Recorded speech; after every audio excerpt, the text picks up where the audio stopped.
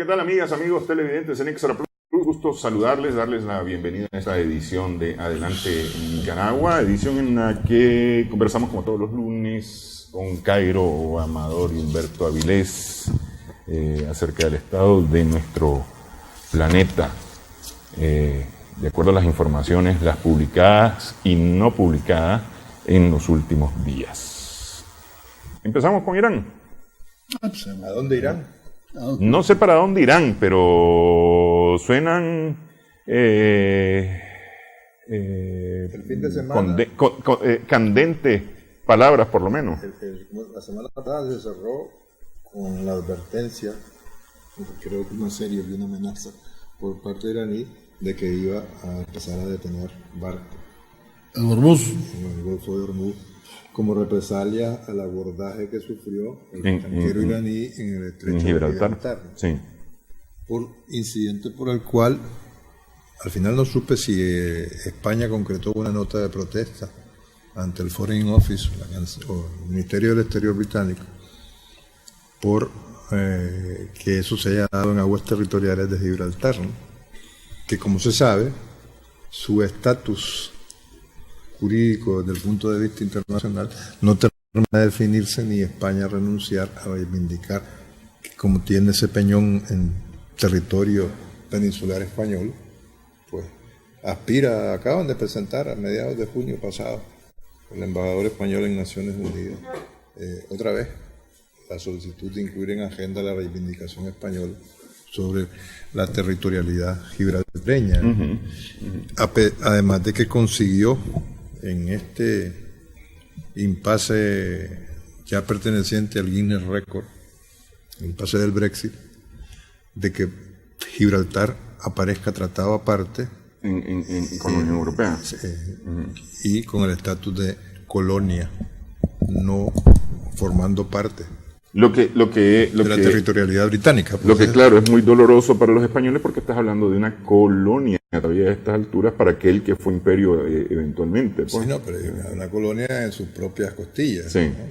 Donde todos los días está Gibraltar, la ciudad de Gibraltar, y el peñón es fronteriza con la línea, la población almeriense de la línea, ¿no? Bueno, pero siguiendo con Irán, Mike Pompeo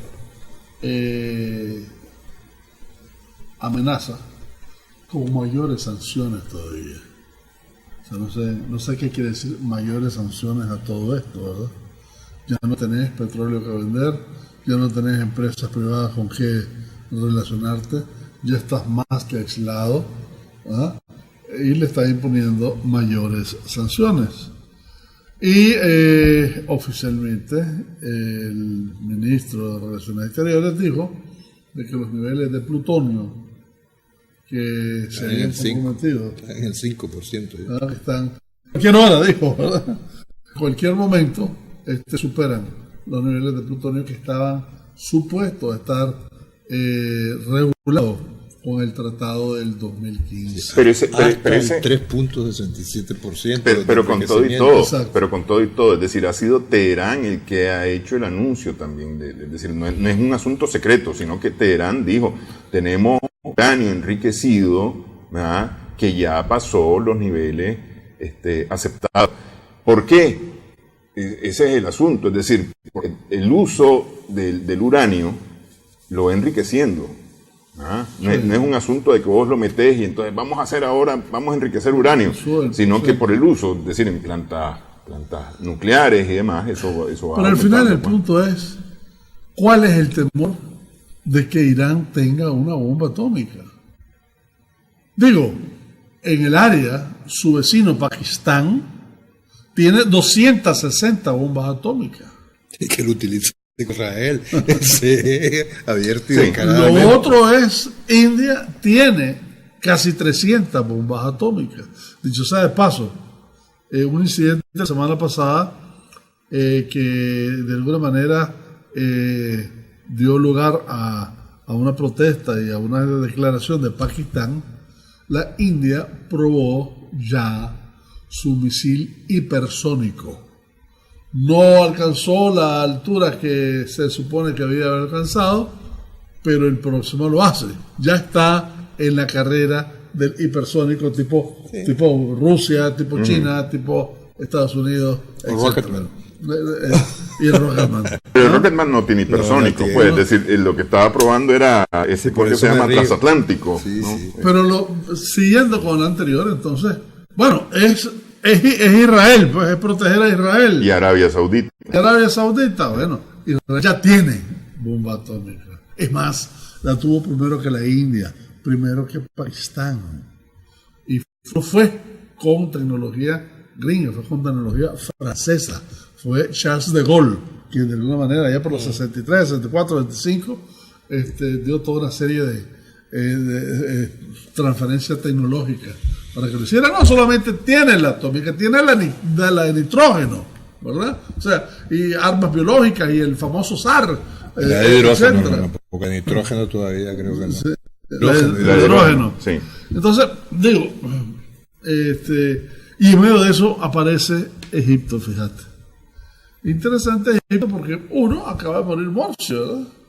Y entonces de Egipto uno, el artículo que en cuestión habla de la pobreza de la representación política de Egipto en medio de toda esta situación del Medio Oriente, siendo el país que tiene más gente por un lado, siendo el país que tiene el mejor ejército, yo creía que era Turquía, el mejor ejército del Medio Oriente, ¿ah? Es Egipto. Mejor que Israel. Del Medio Oriente, comparado. En cualquiera de los casos, es el que ha hecho 2 veces la guerra. Al ¿verdad? menos en términos relativos. Al menos en términos relativos. Pero sin que terminar con Irán, pues, es importante puntualizar, que no se pierda de vista, que está en Irán, llegaba ayer, si no me equivoco, una delegación de la Agencia Internacional de Energía Atómica, que va a comprobar in situ. Eso, Lo enriquecido. lo que refuerza es la idea que Néstor expresaba de que quienes han dado la noticia son los propios iraníes.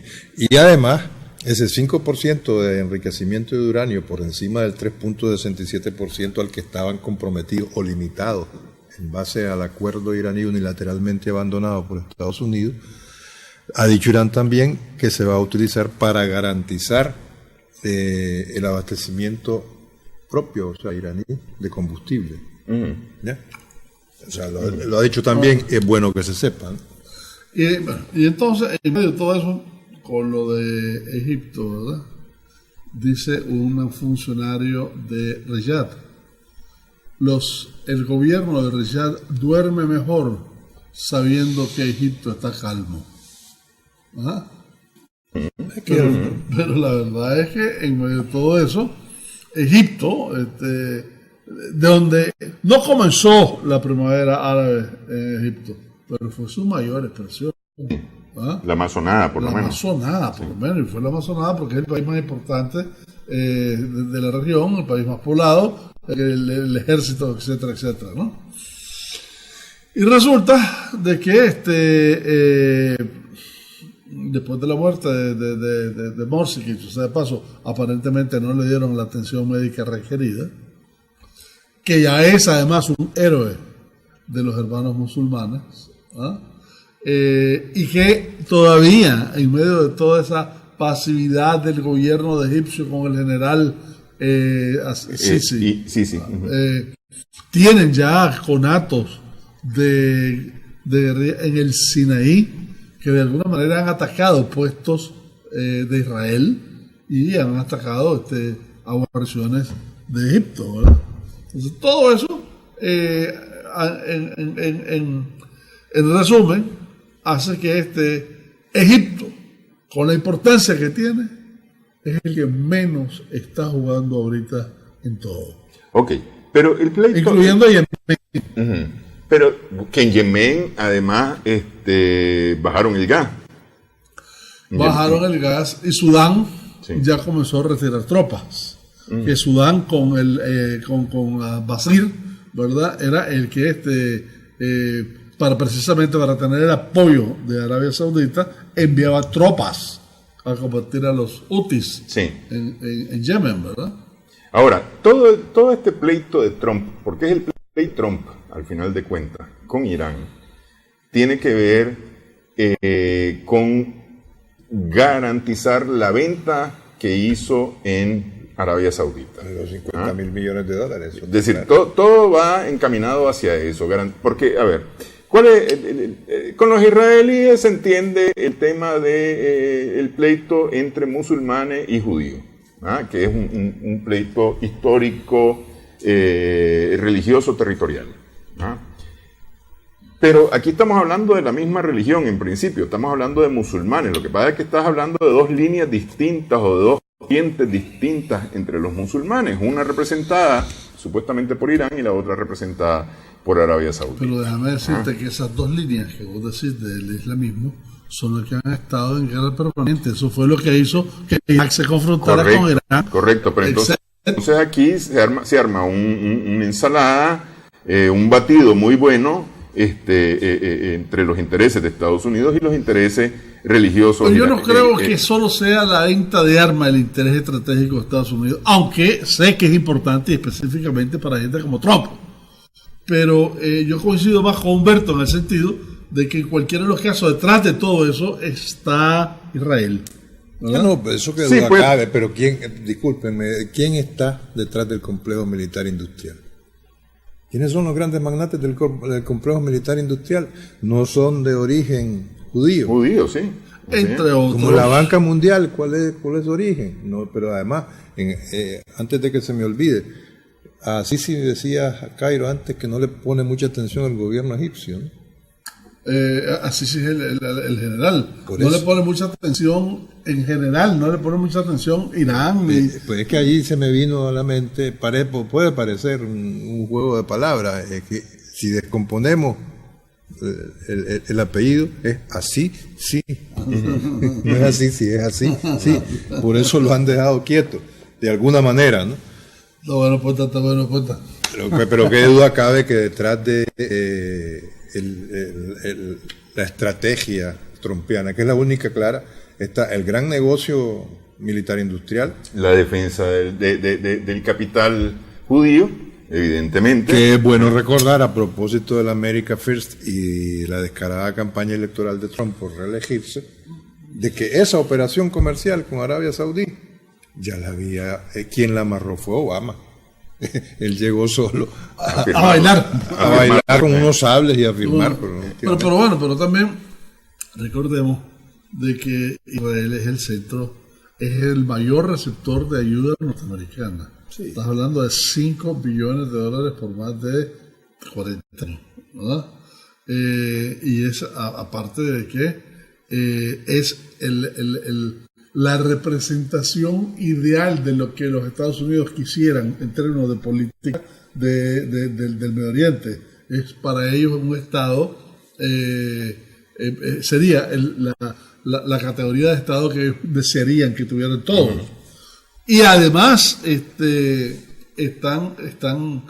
hay precedentes, claro, no desde ahorita, sino desde la guerra de Yom Kippur, ¿verdad? De la ayuda enorme, masiva, consistente que Estados Unidos ha brindado a Israel desde entonces, y lo sigue haciendo. Por el contrario, hay cada vez más evidencia de que incluso con los palestinos lo están cada vez más poniendo contra la pared. Sí, incluso al punto de que el cuñadísimo, a propósito de centavos, el plan famoso de paz era comprar a los palestinos. El yernísimo. Sí. Es comprar a los palestinos con 50.000 millones de dólares, etcétera, ¿no? O sea, en otras palabras, el rol de Israel en Estados Unidos es muy importante. Y habiendo dicho eso, debo de agregar también que el rol del lobby judío en Estados Unidos ha disminuido, no ha aumentado. Sí. Porque ya ha generado contradicciones, no con Israel como nación, pero con Netanyahu como director de... A lo interno de Israel. Exacto. Ese es el punto.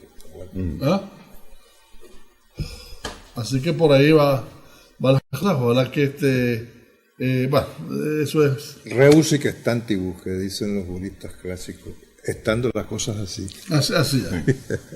Estando las cosas así, vamos a la pausa en esta edición de Adelante Nicaragua.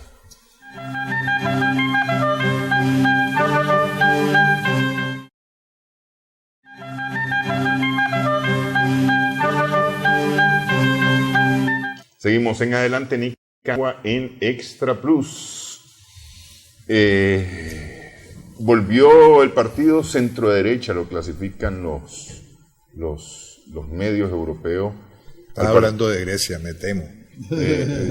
Sí, fíjate que Nueva Democracia. Con un Tsipras vencido en las elecciones generales de este domingo, que dice irse con la cabeza en alto porque deja la economía saneada. Ese es el legado de Syriza. Uh-huh. Pero también hemos visto titulares esta mañana que dice Napoleón vuelve. El imperio vuelve. Con este personaje, el líder de Nueva Democracia, que ha alcanzado casi el 40% de los votos. Con unas elecciones con una participación muy baja, apenas un poquito arriba del 50%. Sí, pero el 39.85% de los votos le han significado, le han posibilitado la mayoría absoluta en un parlamento de 300 escaños, 158 escaños le da ese porcentaje. Syriza, con Tsipras a la cabeza, alcanzó el 31.5 para 58 escaños, para 86 escaños. No sé hasta dónde la proporcionalidad de una diferencia porcentual de votos de 8 puntos. 158, 86. Sí, 10 de los comunistas, 15 de los comunistas, 22 de los verdes, ¿no? Pero los comunistas fueron 15, pero fue el 3.5%, ¿verdad? No, el 5.3%. Perdón, el 3.5 fue el 3.5, no. Es que ahí la sorpresa es un partido que se llama Solución Griega. Que tiene 10. Que saca 3.69% y 10 escaños. Y después Varoufakis, que con su Diem 25, que básicamente es los jóvenes europeos, es lo que logró el 3.4% y 9 escaños. Ya quedan fuera, afortunadamente para los griegos, en mi opinión, la extrema derecha, ¿no? Desaparece, parlamentariamente hablando, Amanecer Dorado, no llegó al 3%. Y lo que está clarísimo es la mayoría absoluta que alcanzó Mitsotakis, quien dicho sea de paso, ya tomó posesión esta mañana. Ya juró su cargo ante el presidente de la República. Friendo y comiendo. Y entonces del Palacio Presidencial se fue al palacio donde está el primer ministro y lo está esperando a la puerta Tsipras. Dicho sea de paso, ya se marchó, ¿no? Y no sé hasta qué punto dijo, como comentábamos antes, fuera de cámara, Tsipras que va a gobernar desde abajo. Sí. En el 2015, que fue la última elección, la Nueva Democracia obtuvo 76 asientos de 300. Que la interpretación de los analistas es que fue un castigo a Nueva Democracia. Y este es un castigo a Syriza. Sí. Y Syriza en ese momento obtuvo 149 votos. Y aquí viene el asunto del castigo. ¿149 votos o escaños? Escaños, perdón. 149 sobre 300. Sí. Y aquí viene el punto, ¿verdad? Porque en términos de esta nueva democracia, alrededor de la importancia de las finanzas y de la economía, y alrededor del trabajo, etcétera, ¿verdad? Está lo que muchos llaman el voto condicionado por efectos financieros. La gran debacle de Grecia después de la crisis del 2008-2009 y los préstamos que le comienza a dar Europa, que de alguna manera fue una conmoción terrible y puso al descubierto contradicciones estructurales de la Unión Europea. ¿No? No es lo mismo un euro en Inglaterra o en Alemania que un euro en Grecia, ¿verdad? La productividad que tiene Inglaterra y Alemania no es lo mismo que a sus socios de Grecia. Hay una cantidad de cosas estructural, económicamente hablando, que se pueden derivar de esa asimétrica unión, entre otras cosas, que hasta antes del 2008 era, y bueno, sigue siendo, pero era totalmente liderada en ese momento por Alemania, ¿no? En medio de todo eso, siempre llega desde una posición de izquierda, llega con una posición progresista llega ante una Grecia que está diezmada, que está derrotada, que está quebrada, entre otras cosas. Yo recuerdo que hace 4 años hablábamos del Estado fallido en Grecia. Por supuesto. Imagínate que y por ciertas políticas sociales incluso, te podías retirar a los 52 años en Grecia, hace 10 años, por ejemplo, ¿verdad? Lo cual es bueno en términos en términos individuales, pero es pésimo en términos de finanzas públicas. Pero bueno, el caso es que... le pregunten a Macron con los trabajadores de la Sociedad Nacional de Ferrocarril francés. Sí, y porque con las 35 horas que bajó Claro.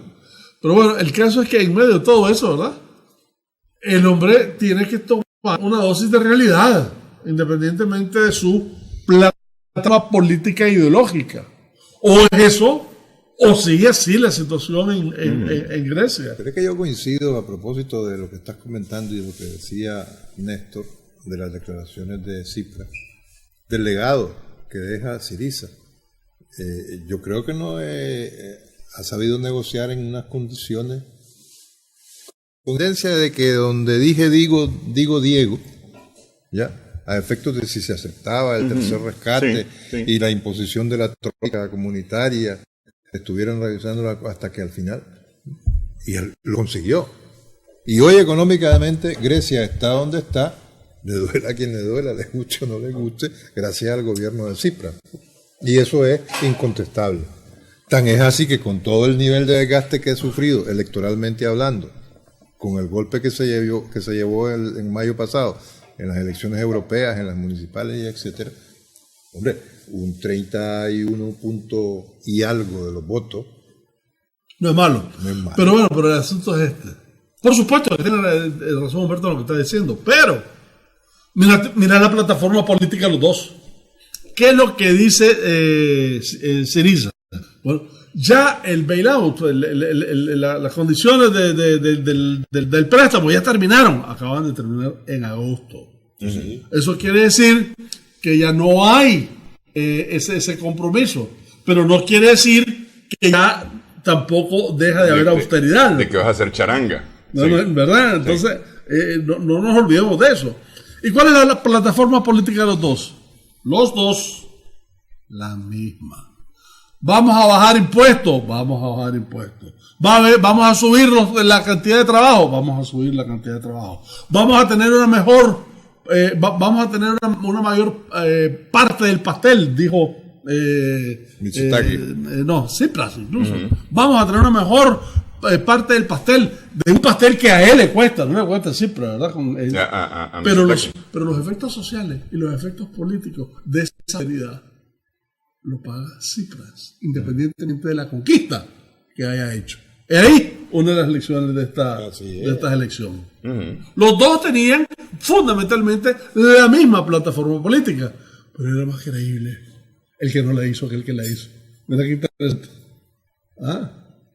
A propósito de la objetividad y la subjetividad de todo este asunto. Y pese que no había democracia, justamente la castigaron por esas razones, porque fue esas las razones que llevaron al castigo de Nueva Democracia, y por eso pierden las elecciones frente a Syriza. Y por eso la gana. A la que decían además, uy, viene el mono, vienen los populistas, vienen los comunistas, viene la izquierda, esto va a ser peor todavía, y demostró desmitificó todo eso, y desaparece del espectro político griego una serie de partidos extremistas, empezando por Amanecer Dorado. Hay dos víctimas, los nacionalistas extremos, ¿no? Una parte desaparece, pero bueno. Ese cuento, ya esta es una tercera lección que podemos sacar de toda esta vaina. Ese cuento es simple, que habiendo dentro del sistema capitalista jugado la mejor ficha en términos de recuperación, promoviendo la austeridad, incluso en contra de su visión del mundo, etcétera, etcétera, ¿verdad? Y pierde precisamente por haber ganado esa estabilidad. De alguna forma le sucedió o ha sucedido muchos de esos efectos en la socialdemocracia en general. Y ese es el juego dialéctico de jugar, de buscar conquistas sociales jugando capitalismo, ¿verdad? Que eso es lo que nos viene a confirmar una vez más, es las contradicciones cíclicas, por tanto repetibles continuamente, pero sobre todo las contradicciones de la economía capitalista. Porque cuando lo que es bueno para un determinado sector de la sociedad es malo para otro. O hay medidas de política económica que son contradictorias entre sí, como por ejemplo las medidas que sirven para combatir el paro, pero que disparan la inflación y viceversa, ¿no? Para combatir el desempleo. El desempleo. Sí, que lo estoy traduciendo del castellano al español. Es correcto. O la gran contradicción, para mí la contradicción más flagrante de la economía capitalista es aquella que el Maynard Keynes, el amigo de Carlos, era el gran clásico de la economía capitalista, solo fue capaz de esbozar la situación de paro e inflación y dijo, esto se llama stagflation, pero hasta ahí. No pudo identificarla nada más. Sí. Bueno, ahora, hubo una rectoría del Estado que a propósito de eso comienza con el keynesismo, etcétera, ¿verdad? Bueno, el caso es que esas limitaciones, ¿verdad?, se ven claras en el caso de Grecia. Uh-huh. Ese podría, traspolándolo y quitando diferencias abismales que hay, podría compararse con Estados Unidos entre los gobiernos que han logrado estabilidad después de recibir un país muy maltrecho financiera y económicamente. Pongo el caso, por ejemplo, Bush-Obama, Obama-Trump. Obama recibió precisamente la crisis de Bush. Exactamente. Y lo mismo y hizo Clinton. Para que ganara Trump. Y la saneó para que ganara.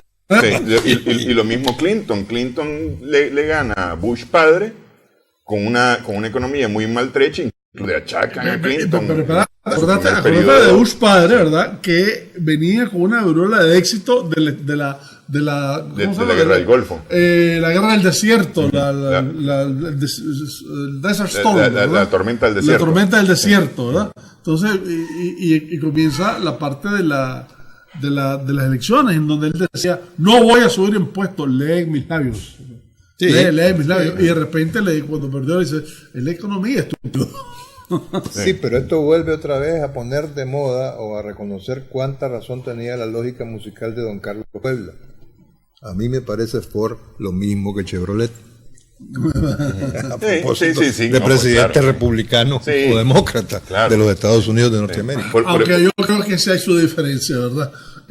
Por ejemplo, Obama y Trump hay mucha diferencia. Bueno, por eso dije yo. En materia económica, sobre todo. Sí. Bueno, en fin, hacemos pausa nuevamente en esta edición de Adelante Nicaragua.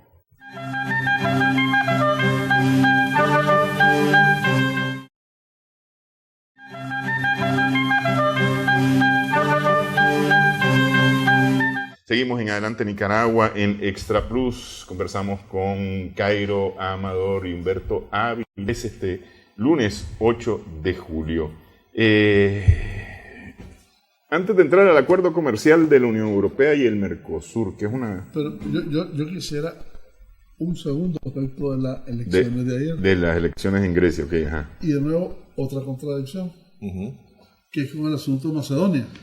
Bueno, pero es que eso le robó clientela a los partidos nacionalistas. Exacto. Ahí es donde se alienta Nueva Democracia. Exacto. Porque no están contentos los partidos nacionalistas por la transigencia, y le robó a Tsipras, obviamente, de Tsipras, para aceptar el cambio de la República de Nueva Macedonia del Norte, de Macedonia del Norte. Bueno, eso le afectó enormemente a Tsipras, ¿verdad? Sin embargo, terminó un conflicto de 30 años y es razón por la que Tsipras es nominado este año para el Nobel de la Paz. Sí, claro. Pero ahí hay otro aspecto que aparentemente en la campaña electoral quedó total y absolutamente fuera de toda agenda, que es el tema de la migración. Esa es la gran ausente. Sí. Ninguno tocó el tema de la migración o todos le dieron espalda al tema de la migración.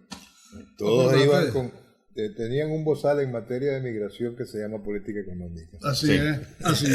Y aparte el hecho de aquel arreglito que hicieron para no dejar pasar migrantes de Venecia al resto de Europa. Te espera como $6 billones, ¿no? Sí.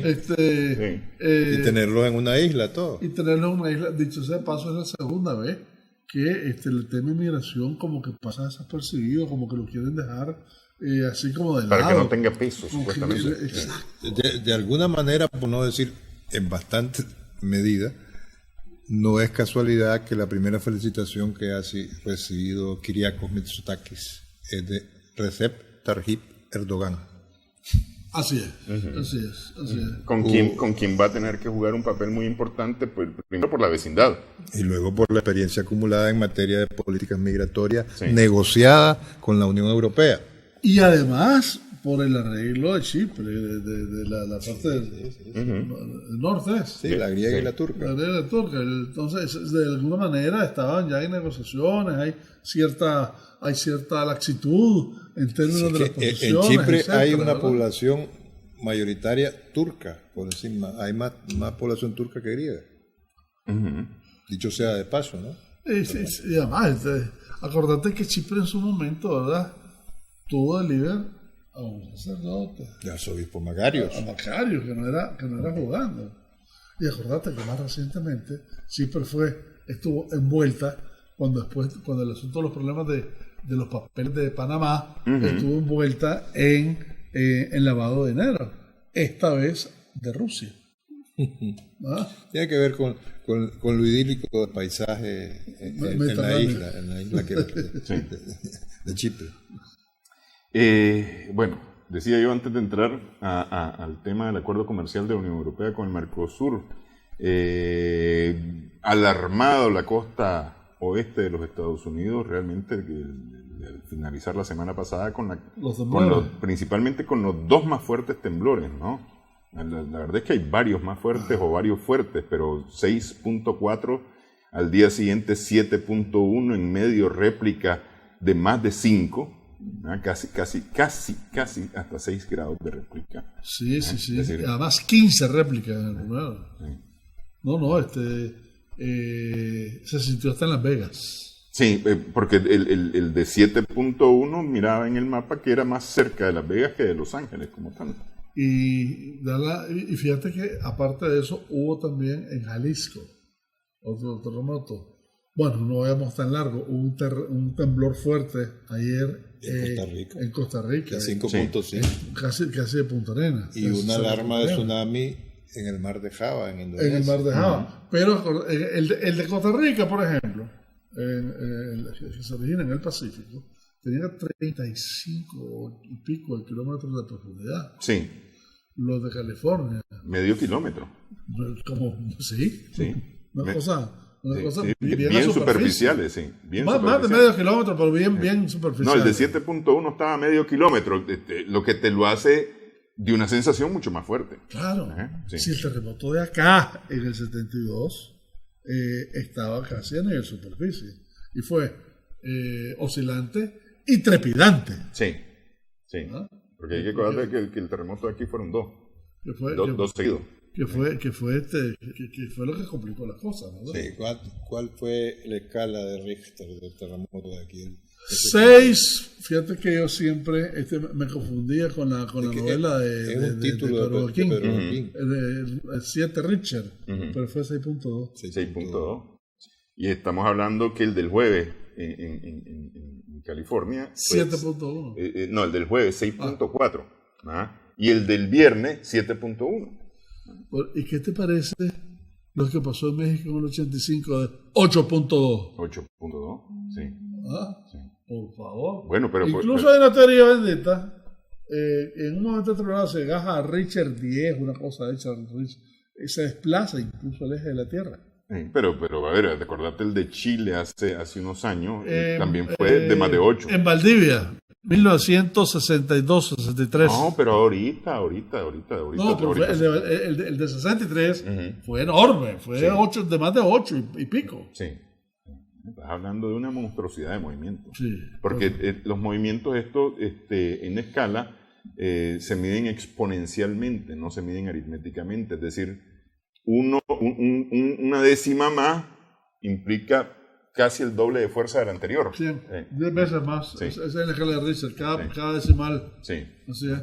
Entonces hay que considerar ahí esa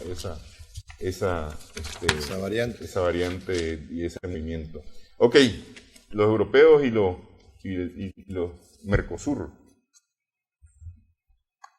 Bueno, es uno de los grandes tratados que se ha hecho últimamente. Y es que, dicho sea de paso, están haciendo varios al mismo tiempo, porque les precedió el de Vietnam.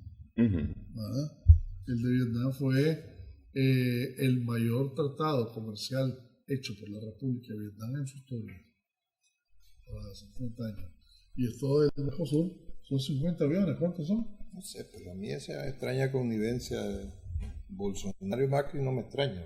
La Unión Europea con Bolsonaro y Macri, cuando hay un gran nivel de contestación más que justificado, aparte que está todo el camino por recorrer, apenas ha comenzado a esbozarse lo que pueda hacer ese tratado, pero ha levantado una ola de protestas tremendas porque califican textualmente a la Unión Europea y le ponen nombre y apellido a Emmanuel Macron como el gran factotum de que se haya concretado este acuerdo a propósito de la reunión del G20 en Osaka, ¿no?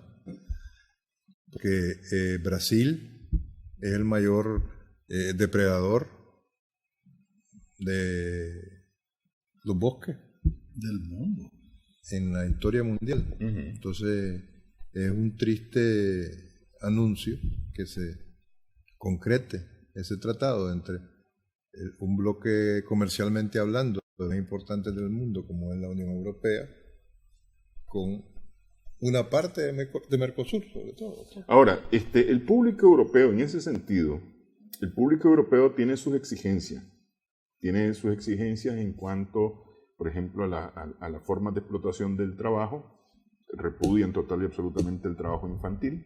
Entonces, si algo viene de una empresa que utiliza mano de obra infantil, es rechazada. En Europa, el tema del uso de los pesticidas, el tema de la explotación del medio ambiente, especialmente si es irracional, como en el caso de Brasil, ¿qué tanto efecto podría tener eso justamente en lograr introducir productos en Europa cuando los consumidores son reacios a eso? Digo, todo eso está por verse. Estamos hablando de al menos 2 años, y cuidado que me quedo cortísimo y actúo muy conservadoramente, para que pueda empezarse a reglamentar lo que hay detrás de un tratado comercial de estas dimensiones. Pero bueno, va a ser un impacto positivo en términos de elevar la calidad de toda esta producción de Sudamérica a Europa. Pero por otro lado, para efectos de Europa, me da la impresión de que esto es una visión estratégica no, es que ya se quiere, pero si me permitís, disculpame la interrupción, Europa necesita salirse del sándwich en que la tienen Estados Unidos y China. Así es. Así hablando pronto. Y necesita su propio peso, tener su propia identificación, ¿verdad? Porque ahorita efectivamente, entre los coqueteos de uno y el otro, sobre todo China, ¿verdad? Está, dicho sea de paso, también tiene problemas de calidad y de exigencia, etcétera. ¿A qué niveles andamos a propósito de China? Ustedes habrán visto la noticia. Como México ganó la medalla de oro en el campeonato de ¿qué? De femenino. Femenino, sí. Ahora Huawei tiene que cumplir la promesa porque le ganó a China. Entonces, habían prometido que si México ganaba, que seguro que estaban los chinos de ganar la medalla de oro, que como ganó México, ahora tienen que cumplir con la promesa de devolverle lo que cuesta un Huawei a cualquier mexicano que lo haya comprado. Hombre. Pero a ver, la medalla de oro en fútbol femenino la ganó Estados Unidos este domingo. No, pero yo no he hablado de fútbol femenino. Sí, no es de fútbol femenino, pues esa debe haber ganó sido Estados Unidos, en segundo voleibol, lugar Holanda, voleibol. ¿no? Sí, en algún otro deporte. Ya ahorita averiguamos durante la pausa para saber exactamente por qué China le va a tener que pagar a los mexicanos su teléfono. Regresamos en breve.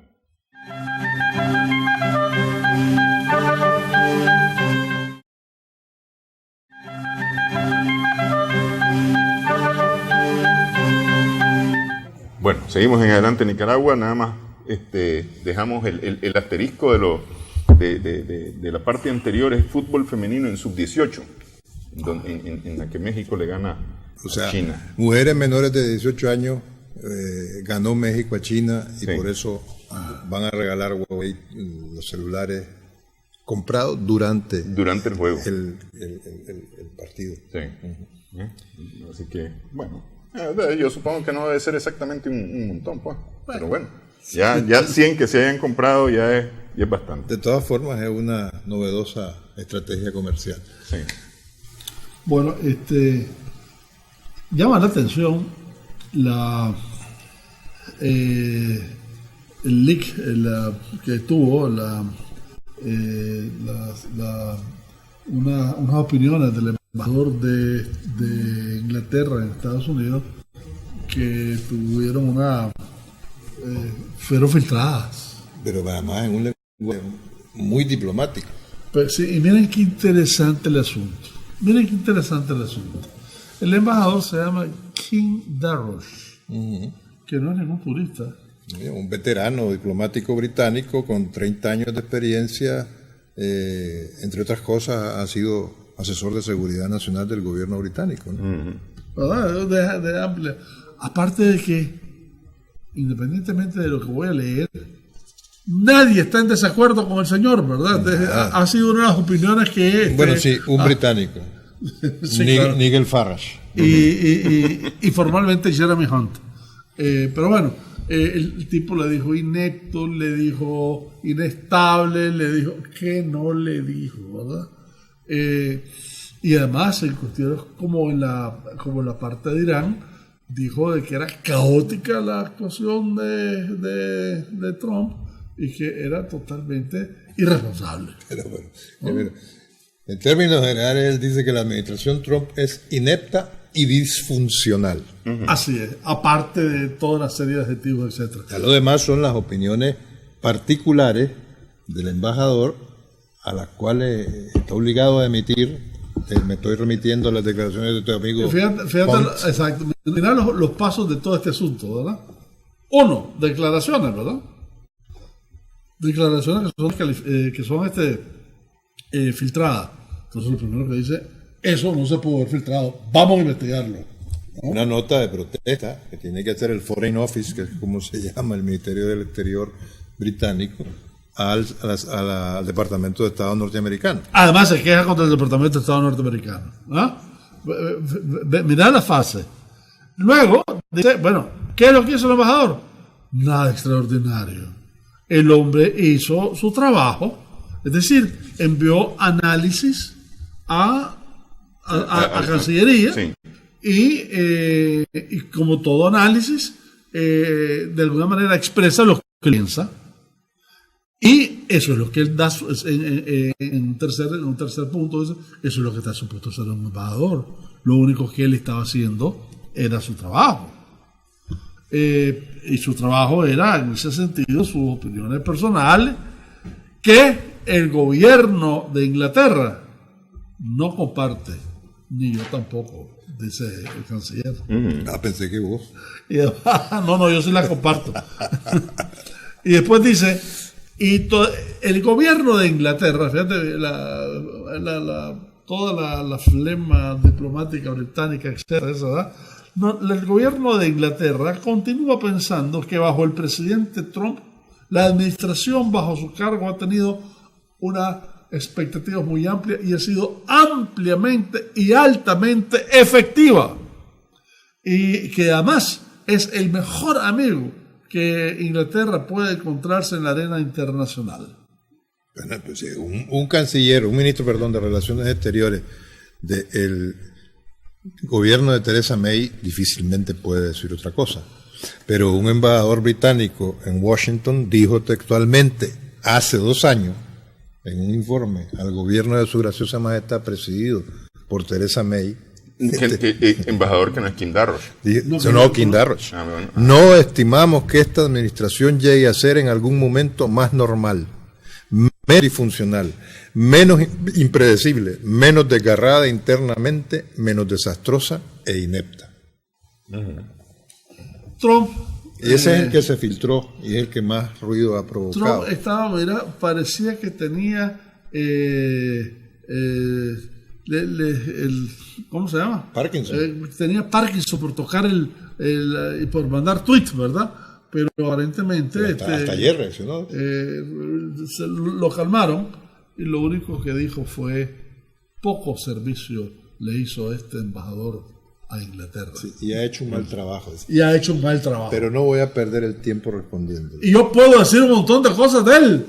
Podría decir un montón de cosas de él, pero lo voy a dejar así. Bueno, el embajador dice que los pleitos internos, de los cuales ya ha habido varias publicaciones, la última es miedo no sé qué cosa, ¿no? La última publicación que ha habido acerca de la administración interna del gobierno de Trump. De Woodward. Miedo se llama el libro. Efectivamente. Dice que dicen que apilan las cosas, que lo ponen abajo para... Sí. Definió la administración de Trump o todos esos pleitos internos como peleas a cuchillo. Es decir, se malmatan pues estos y se pasan las cuentas.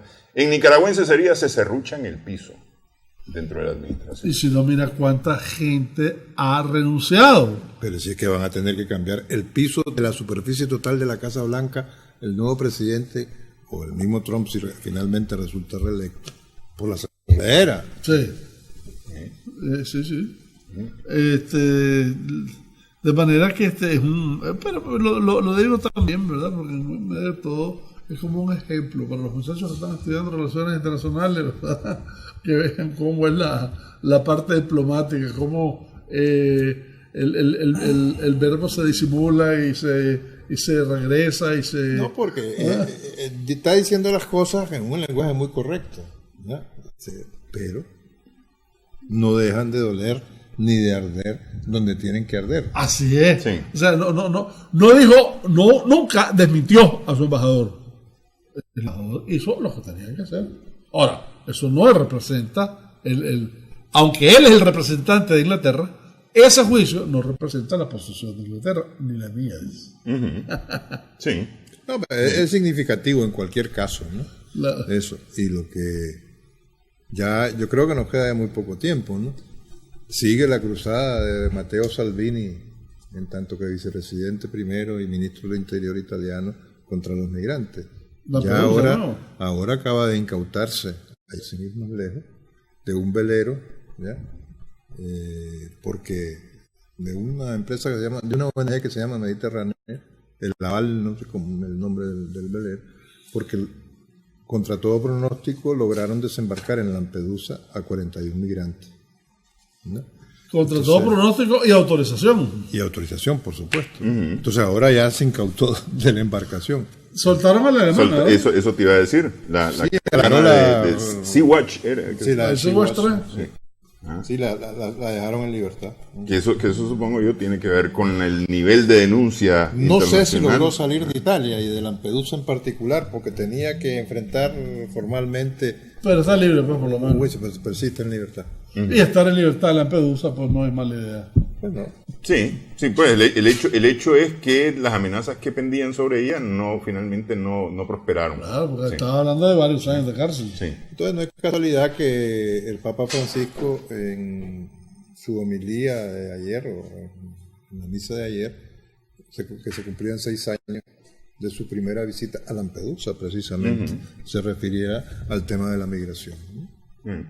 Diciendo que era el peor efecto, el peor cáncer, no recuerdo literalmente las palabras, de la globalización. Bueno, así está el mundo. ¿Cómo decía? En lenguaje de abogado, Sic rebusic stantibus, estando las cosas así. Estando las cosas así, dejamos esta edición de Adelante Nicaragua. Gracias, Cairo. Gracias, Humberto. Gracias también a nuestras amigas, amigos televidentes por su sintonía en esta edición de Adelante Nicaragua. Esperamos que el programa haya sido de provecho para ustedes.